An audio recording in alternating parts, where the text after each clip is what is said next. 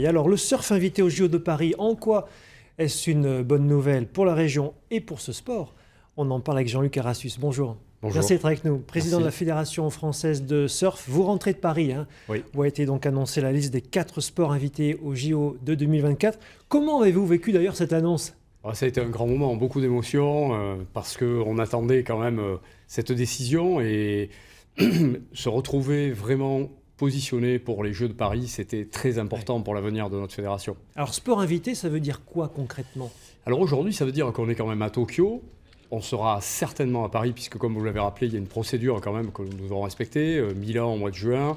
Enfin bon, on est plutôt quand même sur une dynamique positive. Donc, Tokyo 2020, Paris 2024, Absolument. et après, alors est-ce que le surf restera olympique? Je pense que si on peut enchaîner ces deux Olympiades, Los Angeles, avec la culture surf de la Californie, je pense qu'il n'y aura pas de doute sur notre présence sur Los Angeles. En 2028, donc je pense qu'on peut s'installer durablement, je dirais, dans les épreuves olympiques. C'est un peu la quête de reconnaissance que l'on essaye d'avoir depuis un certain temps. C'est plus de 20 ans de lobbying, hein, on va Absolument, dire. Qu'est-ce qui a absolument. fait la différence alors cette année? Aujourd'hui, vous avez quand même des critères qui sont assez clairs de la part du CIO.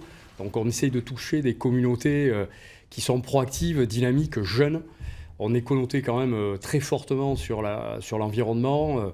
Et puis on est organisé, on est une fédération internationale structurée. Comme vous l'avez rappelé, 2017, il y avait quand même plus de 50 nations au championnat du monde. Donc l'universalité de la pratique est très forte. Plus de 35 millions de pratiquants sur la planète. On va aller au Japon, 4 millions et demi de surfeurs au Japon. Donc on est vraiment une discipline aujourd'hui mondialement reconnue. Donc c'est une reconnaissance aussi. Ouais. Oui, bien sûr, mais l'ensemble de ces critères font qu'effectivement, par rapport aux objectifs du CIO, qui est de donner un nouvel élan à l'olympisme, on était vraiment dans les clous, quoi. Donc maintenant, c'est quoi le timing, entre guillemets, l'emploi du temps? Il va falloir être très 2024. vigilant parce que le temps passe très vite. Et c'est vrai que quand on est dedans, on voit que une Olympiade, en fait, la préparation d'une Olympiade, c'est très court. Donc aujourd'hui, on va, après la session de Milan, c'est-à-dire juin, faire un appel à candidature. Pour l'ensemble des candidatures, on a des territoires, voilà, on a des territoires potentiels. Évidemment, l'Aquitaine fait partie des gros potentiels. Mais pas que. Mais pas, enfin, pour l'instant, vous avez rappelé, il y a 2 candidatures qui se sont déjà positionnées, très officielles.